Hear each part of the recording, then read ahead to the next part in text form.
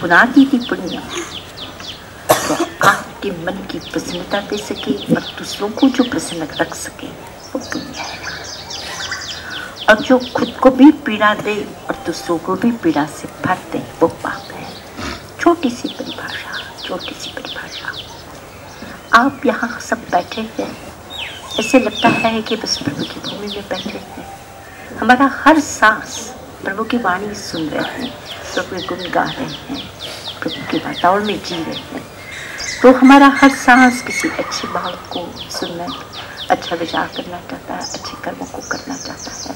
हमारा मन प्रसन्न है और हमारे आसपास के वातावरण में भी हम एक ऐसा पवित्रता का रस खोल रहे हैं कि सबके मन को उसी वाइब्रेशन से उसको वाइब्रेट करता है। तो ये पुण्य है। और कहीं चोर, डाकू, लुटेरे, हिंसा, अपराध अफरी वो खुद पीड़ा से भर जाता है। चाहे वो ऊपर से हंसने की कोशिश करता है, लेकिन उसका हंसना बाहर में है उतना ही पीड़ा से भीतर से भर देने वाला है और दूसरों को भी नुकसान त्रास दे दे, वो पाप है। पाप डुबाता है और पुण्य ऊपर उठाता है, ऊपर उठाता है, ऊपर उठाता है।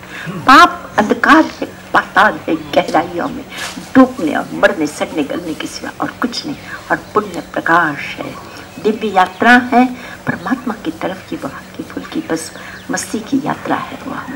तो पाप जो है वो अधर्म संसार की तरफ ले जाने वाला और पुण्य वो साथी है जो परमात्मा की तरफ ले चलने वाला पथदर्शक है, मार्गदर्शक है, साथी है, मित्र है। आपका सच्चा मित्र है पुण्य और पाप आपका दुश्मन है। बस हम अच्छा सोचे तो हमारा हर सांस ऐसा नहीं कि दिन में या रात में, तीर्थ स्थान में या घर में, दुकान या ऑफिस या इंडस्ट्री में या मकान में, कहीं पर भी किसी भी जगह, झोपड़ी में, महल में, कोई फर्क नहीं पड़ता है। हमारे अच्छी भावनाओं के साथ में हमारा हर सांस पुण्यमय है, पुण्यमय है। और ऐसा नहीं है कि आप कभी मंदिर में बैठेंगे, धर्म ध्यान करेंगे तो पुण्य होगा और रसोई करेंगे तो पाप होगा। नहीं है ऐसा। रसोई करते हुए भी पुण्य बंधन हो सकता है, रसोई बर्तन साफ करते हुए भी पुण्य हो सकता है, खेती करते हुए भी पुण्य हो सकता है, ऑफिस में बैठ करके पुण्य हो सकता है, इंडस्ट्री चलाते हुए भी पुण्य हो सकता है, और किसी अच्छी जगह में बैठ करके उसने घर में रसोई बनाई है, सब्जी बनाई है, और वो जो सब्जी है उसने मसाला देख करके बहुत बढ़िया बनी, पर जब उसने चख करके देखा तो सब्जी बहुत कड़वी थी और उसे लगा कि अब क्या होगा, कड़वी सब्जी, अब मैं क्या करूं, इस सब्जी का मैं क्या करूं। इसी बीच में देखा कि एक संत आया है और संत आया कहा चलो मैं किसी को दे दूँ, दिया है दान है, लेकिन इससे बड़ा पाप कि मैं खाऊं, मेरी बदनामी होगी, घर में दुखलाम होगा, इसलिए मैं अपना सारा देने को दान, और दुनिया भर का कर्म बंद हुआ है, पाप है, अंधकार। इसलिए मत देखो कि बाहर में दिखाई देने वाला सत्कर्म भी क्या हो सकता है, पाप हो सकता है। और बाहर में आप कहते रसोई करना तो आरंभ समारंभ है, पानी की हिंसा है, वनस्पति की हिंसा है, अग्निकाय की हिंसा है, वायुकाय की हिंसा है। भगवान तो कहते जा अग्निकाय की हिंसा, त्रस्काय की हिंसा नियमा है, नियमित रूप से नियमा। भगवती सूत्र कहता है कि जहाँ पर भी त्रस्काय अग्निकाय की हिंसा है वहाँ त्रस्काय की हिंसा है ही। तो ये जो त्रस्काय की हिंसा, तो इतनी बड़ी रसोई करते समय हिंसा होती है बाहर। वैशाली कहाँ पे है? उत्तर गंगा पार करके, और राजगृह दक्षिण में। तो भगवान महावीर के चातुर्मास यहाँ पे कितने हुए हैं? 14, और वैशाली में 12। तो भगवान ने कौन सी नदी पार की है? कितनी बार पार की है?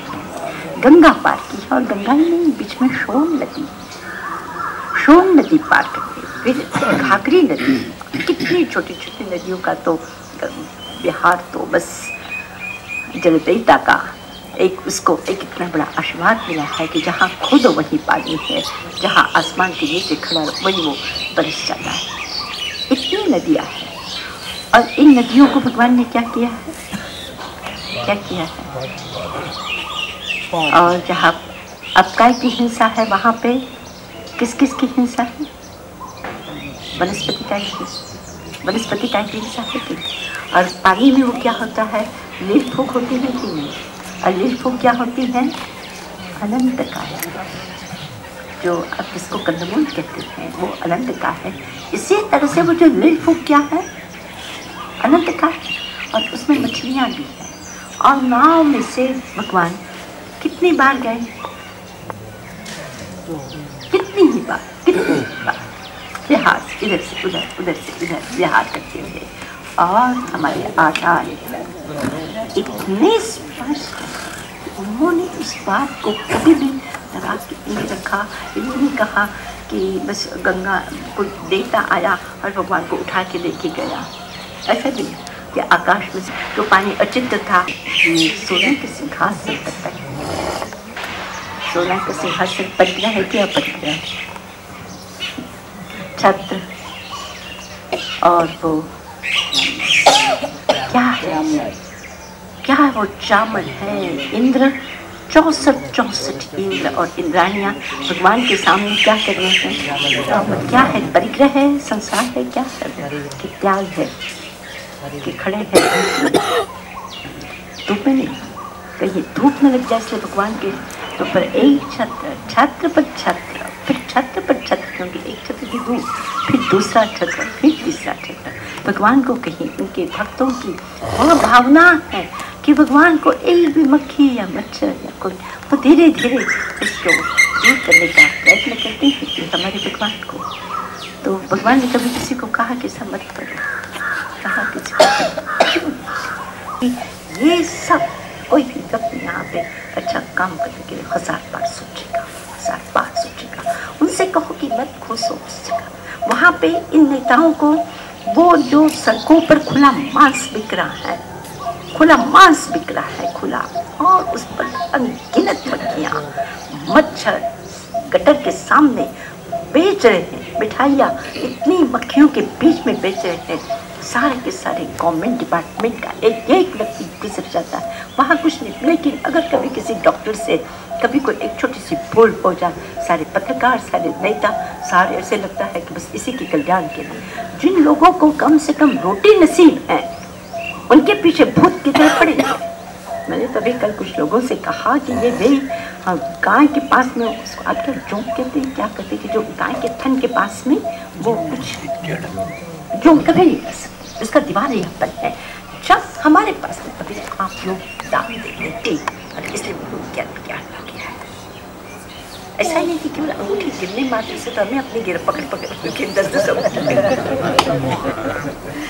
अंगूठी गिरने से नहीं होता, वो आसक्ति टूटी है, उसके पीछे बर्फ की जो पकड़ थी वह टूटी है, उस वस्तु के प्रति जो आकर्षण था वो टूटा है, उस सौंदर्य को इसी जगह पे, इसी संसार में।